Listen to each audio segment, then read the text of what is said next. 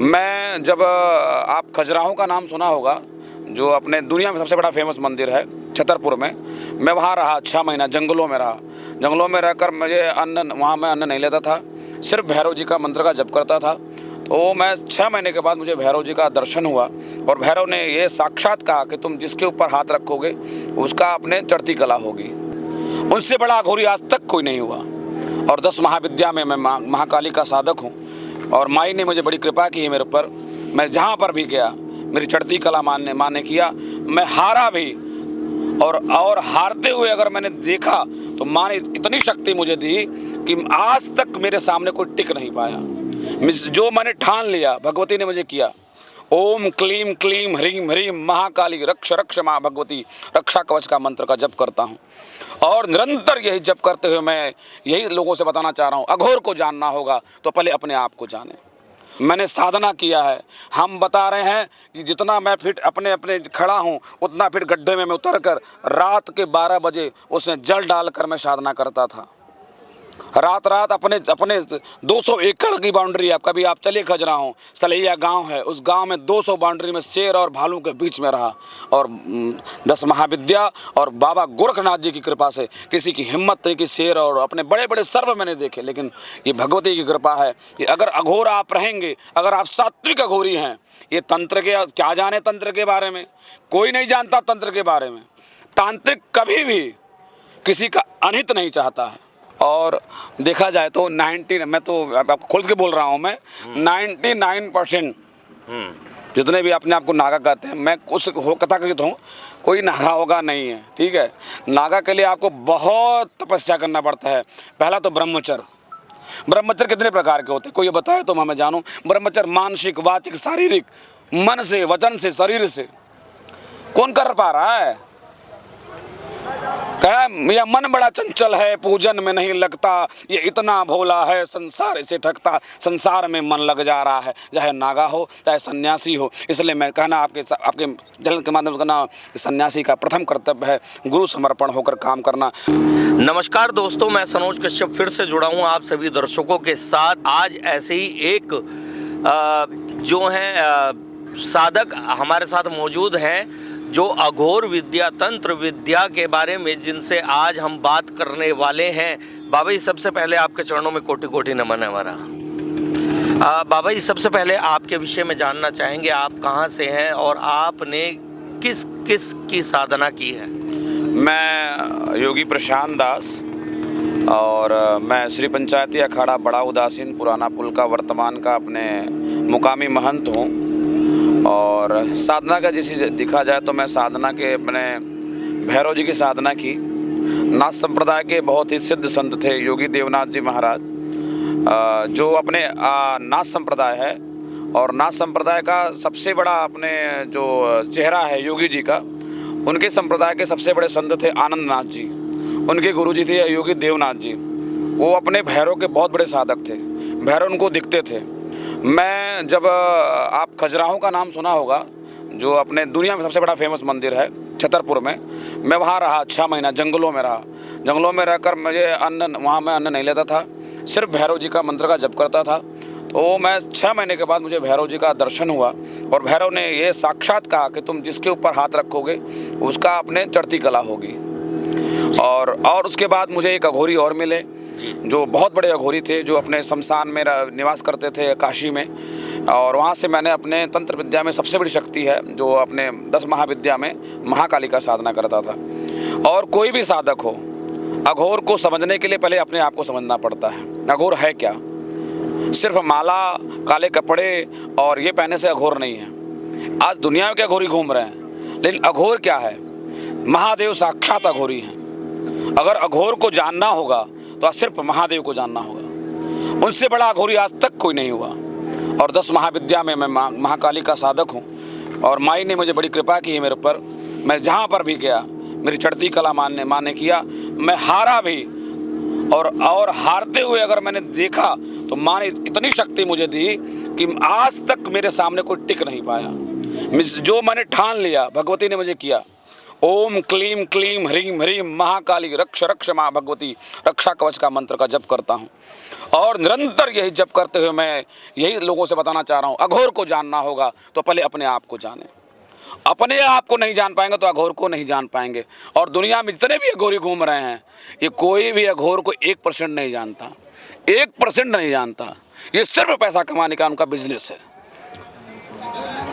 कैसे है बिजनेस, हम चाहेंगे हमारे दर्शक भी जान सके। अब मैं बताना चाहूँगा कि इस पूजा के नाम पे, उस पूजा के नाम पे, ऐसे वैसे जो अघोर होता है, अघोरी होता है, वो कोई भी, उसे कोई कामना नहीं होती है।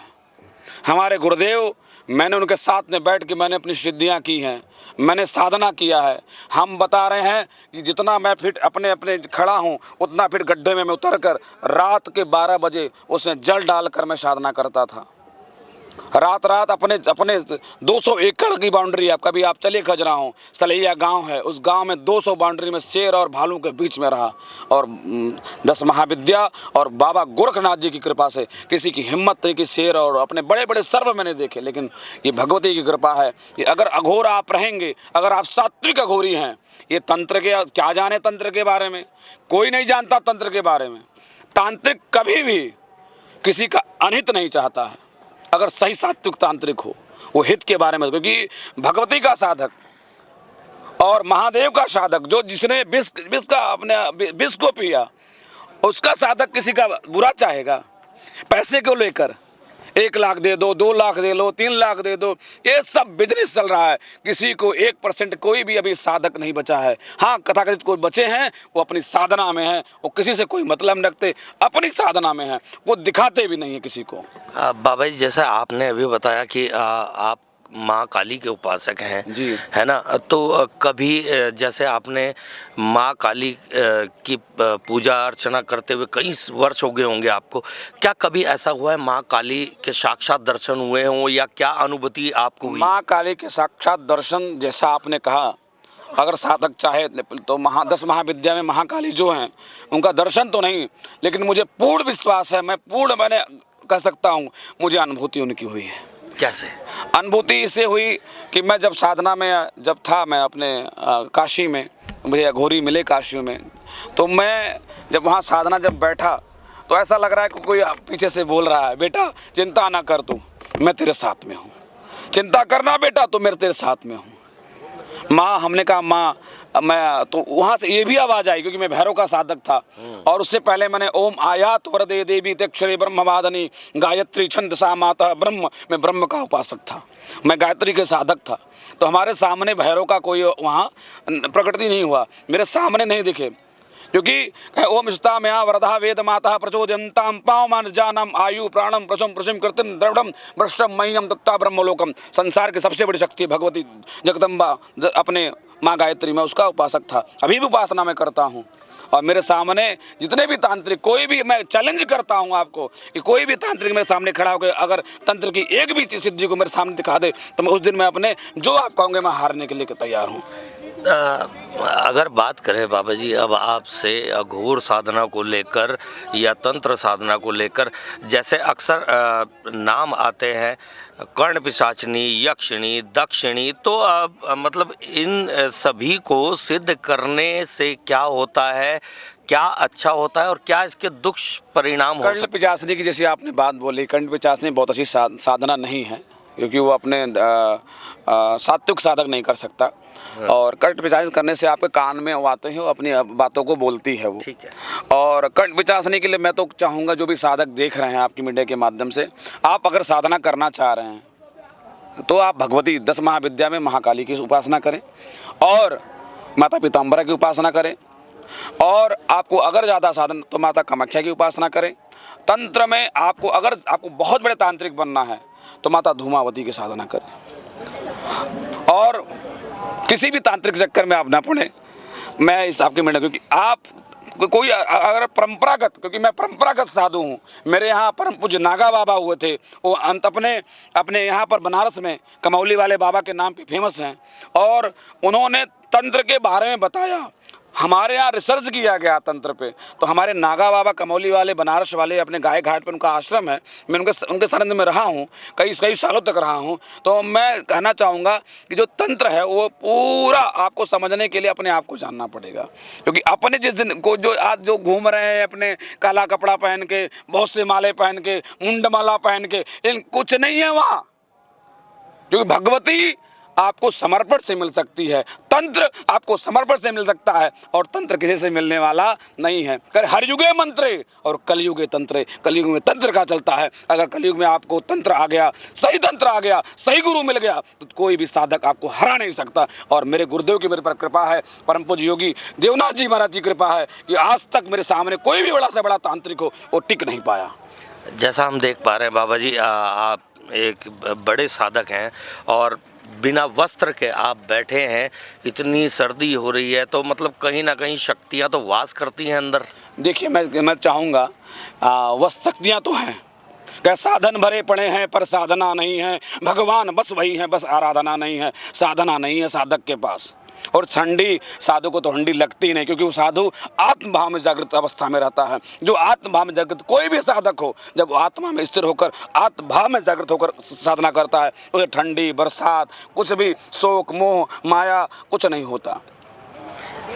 नागा सन्यासी बनने के लिए मतलब किस तरह की साधना करनी पड़ती? नागा सन्यासी के लिए हमारे गुरु परंपरा में अपने तंग तोड़ा नागा यहाँ बनाते हैं हमारे यहाँ अपने उदासीन संप्रदाय में।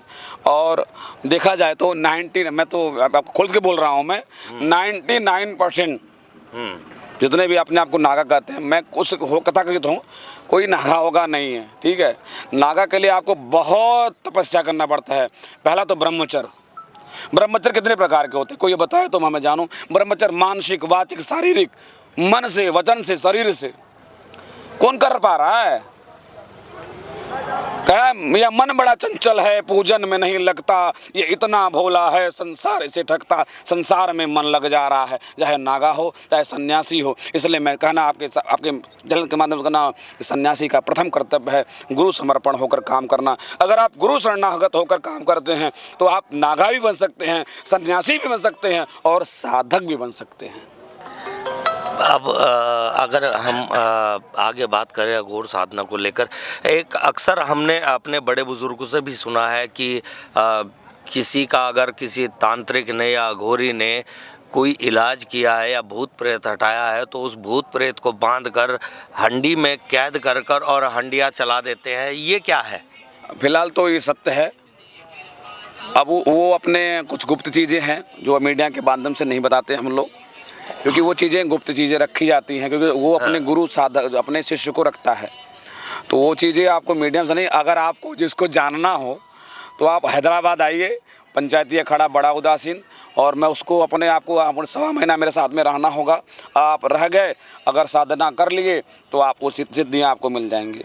मतलब होता है हंडी जो बोलते हैं कि वो उड़ती है, हंडी भी हिलती है, सब कुछ होता है, लेकिन बस समर्पण से होता है। जो समर्पण कर दिया, आरुणि और विवेकानंद समर्पण की विद्युत लाते, स्वयं गुरु अपने जीवन से शिष्य की गरिमा समझाते। शिष्य ने किया समर्पण तो गुरु ने उसे निखारा है, स्वयं भगवान हमारे गुरु परम सौभाग्य। गुरु के समर्पण को करने के बाद आप जो भी चाहेंगे वो सब हो सकता है। अच्छा, कहते हैं जिस तरीके से बहुत सारे लोग, क्योंकि आजकल हर एक इंसान कहीं ना कहीं बीमार है, तो जैसे कहते हैं किसी बीमारी का इलाज जब डॉक्टर के पास नहीं होता तो तंत्र या घोर साधना से उस बीमारी को ठीक किया जा सकता। हाँ, जैसा आपने बताया कि बीमारी का इलाज वो सही है। कोई भी अगर साधक परेशान है, कम अपने कोई उसको दिक्कत है, कोई भी बाधा है, वो तंत्र में ऐसी क्रियाएं हैं कि आपको उसको ठीक कर सकते हैं हम लोग। अब बात करें जैसे कहते हैं कि भाई फला व्यक्ति ने किसी इंसान के ऊपर काला जादू कर दिया या तंत्र विद्या कर दी, तो कैसे पता लग सकता है कि भाई मेरे ऊपर किसी ने तंत्र विद्या कर दिया या अघोर विद्या को छोड़ दिया है या मेरा बुरा चाह रहा है, तो वो कैसे पता लग सकता है? वो आप साधना के अपने साधना आप जब करते हैं, तंत्र की साधना करते हैं, जब माँ को शरणागत होकर माई की उपासना करते हैं तो माई अपना अनुभूति कराती है हर चीज़ का। और मैं स्वयं इसका अनुभव करता हूँ, क्योंकि मैं जिस एरिया में रहता हूँ हैदराबाद में, वो मुसलमानों का एरिया है।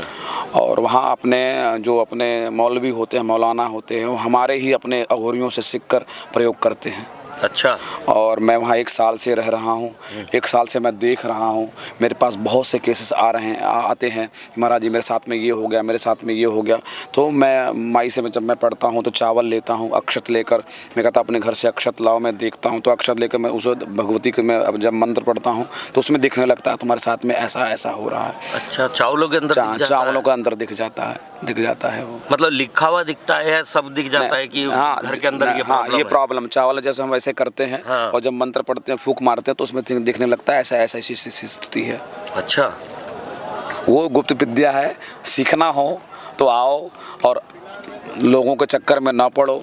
लोग अघोर के नाम पे बहुत लूट चल रहा है मार्केट में। अच्छे अघोर साधकों से मिलिए, जो साधक आपका कल्याण कर सकते हैं। ये नहीं कि कोई काला पहन लिया, पीला पहन लिया, लाल पहन लिया, माला डाल लिया तो उसके पास अघोर है। अघोर बहुत सरलता, कहे निर्मल मन सोही जन पावा, मुहि कपट छल छिद्र न भावा। तो छल कपट वाले व्यक्ति को अघोर साधना नहीं फलती, वही फलती है जिसके अंदर समर्पण होता है। अक्सर देखा है अघोरियों को काले वस्त्रों में। हाँ, वो भगवती का स्वरूप हम लोग पहनते हैं, लेकिन ऐसा कुछ नहीं है कि आप वस्त्र पहन के कोई अपने अघोरी हो जाए। हाँ, आप बिजनेसमैन हो सकते हो और धर्म का व्यापार कर सकते हो, लेकिन अघोरी नहीं हो सकते। अच्छा, इन साधनाओं से कहते हैं धन की प्राप्ति। क्या ये भी कोई साधना है, धन बरसने लगे? धन बरसने का होता है, कढ़ाई बांधना होता है, वो क्रिया हम लोग करते हैं। लेकिन कुछ हमारे गुरु भाई लोग हैं जो हिमाचल में है, उत्तराखंड में है, एक बौना होता है, वो अपने नींबू उठाता है और वो क्रियाएं होती हैं। वो गुप्त विद्या है, मीडिया के माध्यम से मैं नहीं बता सकता, लेकिन जिसको अगर चाहिए तो ज़रूर आए आप हैदराबाद। मैं आपको निमंत्रण देता हूँ, जो भी विद्या तंत्र की सीखनी हो, मैं गारंटी के साथ में कहता हूँ, अगर आप 1.25 महीना रह गए तो एक सच्चे अघोरी बन सकते हो। तो वाकई धन बरस जाएगा? हाँ, बरस जाएगा, धन बरसता है।